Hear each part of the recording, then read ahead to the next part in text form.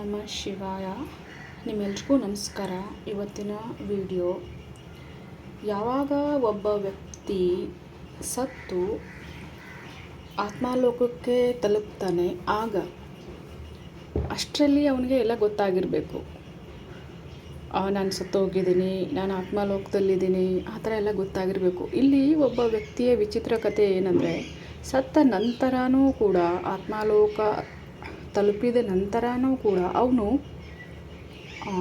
ಬೇಹೋಶಿನಲ್ಲೇ ಇದ್ದಾನೆ. ಅಂದರೆ ಆ ಆತ್ಮಲೋಕದಲ್ಲಿ ಹೋಗಿ ಅವನ ಮನೆಯನ್ನು ಹುಡುಕ್ತಾ ಇದ್ದಾನೆ ಅವನು. ಓಕೆ, ಇದು ಖುರ್ಷೇದ್ ಭಾವನಗರಿ ಅವರ ಬುಕ್ಕಿಂದ ತಗೊಂಡಿರೋದು. ಅಂದರೆ ಅವರಿಬ್ಬರು ಮಕ್ಕಳು ತೀರೋದ ನಂತರ ಆ ಇಬ್ಬರು ಮಕ್ಕಳ ಜೊತೆ ಕಾಂಟ್ಯಾಕ್ಟ್ ಆಗಿ ರತು ಮತ್ತು ವಿಶ್ಪಿ, ಓಕೆ, ಅವರು ಅಲ್ಲೇ ಆತ್ಮಾಲೋಕದಲ್ಲೇ ಒಳ್ಳೆ ಕೆಲಸಗಳನ್ನು ಮಾಡ್ತಾಯಿದ್ರು. ಆತ್ಮಾಲೋಕದ ಬಗ್ಗೆ ಎಲ್ಲವನ್ನು ಅವರ ಅಮ್ಮನಿಗೆ ಶೇರ್ ಮಾಡ್ತಾಯಿದ್ರು ಅವರು. ಆ ಮಕ್ಕಳು ಶೇರ್ ಮಾಡಿರೋ ಒಂದು ವಿಚಿತ್ರ ವ್ಯಕ್ತಿ ಆತ್ಮದ ಸ್ಟೋರಿ ಇಲ್ಲಿ ಅವ್ರು ಹೇಳಿದ್ದಾರೆ.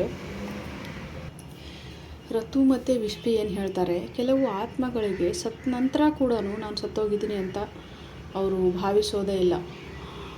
ನನ್ನ ಮನೆ ಅಂದರೆ ಆ ವ್ಯಕ್ತಿ ಅಲ್ಲಿ ಹೋಗಿ ಒಂದು ಜಾಗದಲ್ಲಿ ಕೂತ್ಕೊಂಡು ಹೋಗಿ ಬರೋ ಎಲ್ಲ ಆತ್ಮಗಳಿಗೆ ಕೇಳ್ತಾ ಇದ್ದಾನೆ, ನನ್ನ ಮನೆ ಎಲ್ಲಿದೆ, ನನ್ನ ಮನೆ ಅಡ್ರೆಸ್ಸು ನನಗೆ ಸಿಗ್ತಾ ಇಲ್ಲ, ನನಗೆ ನನ್ನ ಮನೆಗೆ ತೊಗೊಂಡು ಹೋಗಿಬಿಡಿ ಅಂತ ಕೇಳ್ತಾ ಇದ್ದಾನೆ. ಯಾಕಂದರೆ ಸತ್ತ ನಂತರ ಅವನ ಕಣ್ಣಿಗೆ ಆತ್ಮಗಳು ಕಾಣಿಸುತ್ತೆ ಅಲ್ವಾ.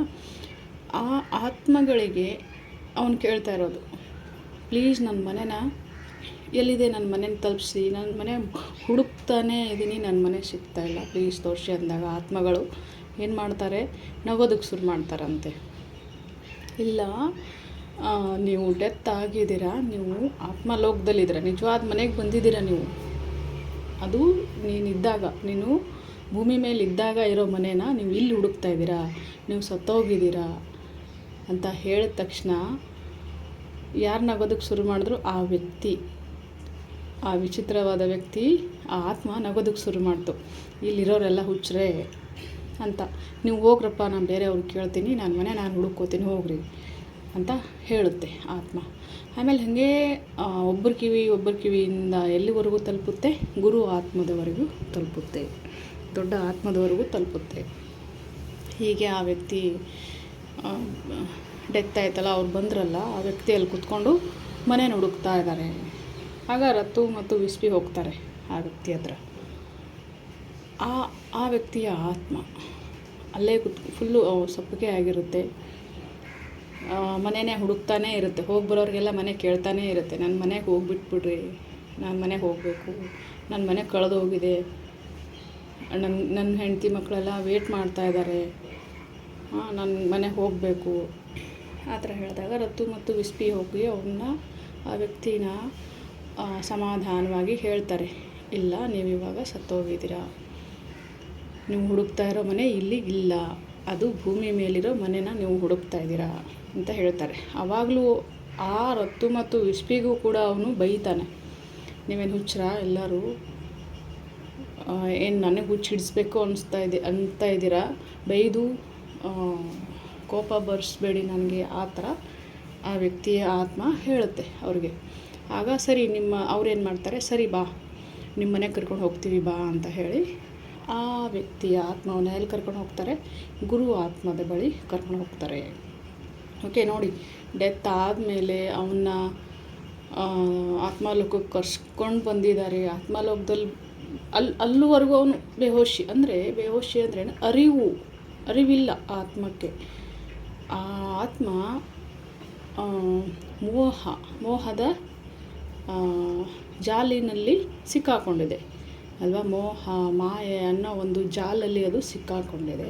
ಅದಕ್ಕೆ ಅರಿವಿದ್ದರೆ ನಾನು ಒಂದು ಆತ್ಮ, ನಾನು ಒಂದು ಶರೀರದಲ್ಲಿದ್ದೀನಿ, ಬರೀ ನಾನು ಒಂದು ಆತ್ಮ ಅಂತ ಅದು ಅವೇಕನ್ ಆಗಿದ್ದರೆ, ಅರಿವು ಆಗಿದ್ದರೆ, ಅದು ಇವತ್ತು ಆತ್ಮಲೋಕದಲ್ಲಿ ಹೋಗಿ ಅದು ತನ್ನ ಮನೆಯನ್ನು ಹುಡುಕ್ತಾ ಇರಲಿಲ್ಲ.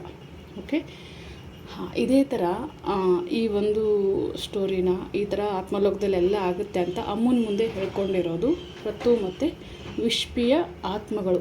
ಅಮ್ಮ ಈ ಥರ ತುಂಬ ನಡೆಯುತ್ತೆ ಅಲ್ಲಿ, ಎಷ್ಟೊಂದು ಆತ್ಮಗಳ ಕತೆ, ತುಂಬ ಆತ್ಮಗಳ ಸ್ಟೋರಿ ಇದೆ ಅಮ್ಮ ಅಂತ ಹೇಳ್ಕೊಂಡಿರೋದು ಆ ಖುರ್ಷೇದ್ ಭಾವನಗರಿ ಅವರು. ಎಷ್ಟೊಂದು ಹೇಳಿರೋದ್ರಲ್ಲಿ ಒಂದು ಒಳ್ಳೆಯ ಸ್ಟೋರಿಗಳನ್ನು ಅವರು ಬರೆದಿದ್ದಾರೆ, ಆ ಬುಕ್ಕಲ್ಲಿ ಹೇಳ್ಕೊಂಡಿದ್ದಾರೆ.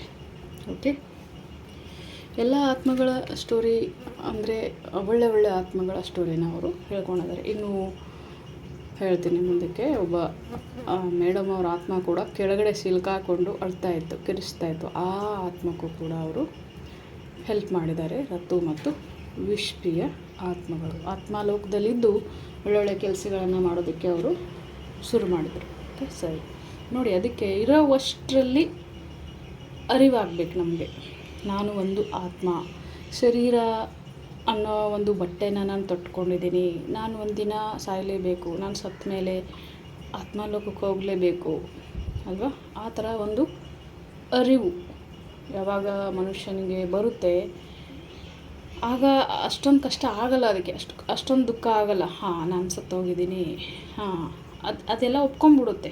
ಏನೇನು ಮುಂದೆ ಸತ್ತ ಮೇಲೆ ಏನೇನು ರೆಸ್ಪಾನ್ಸಿಬಿಲಿಟಿ ಇರುತ್ತೆ ಮೇಲೆ ಆತ್ಮಲೋಕದಲ್ಲಿ, ಅದೆಲ್ಲ ಒಪ್ಕೊಳ್ಳುತ್ತೆ.